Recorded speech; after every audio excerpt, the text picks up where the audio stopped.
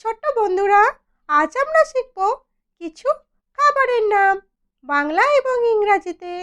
চলো তাহলে শুরু করি। এটা হলো ডিম। ইংরাজি নাম এগ। এগ মানে ডিম। এটা হলো মুরগির মাংস। ইংরাজি নাম চিকেন। চিকেন মানে মুরগির মাংস। এটা হলো কেক।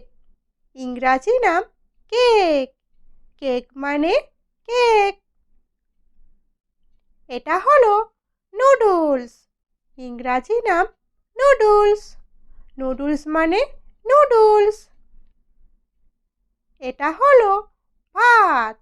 ইংরাজি নাম রাইস। রাইস মানে ভাত। এটা হলো চা। ইংরাজি নাম টি। টি মানে চা। এটা হলো স্যান্ডউইচ।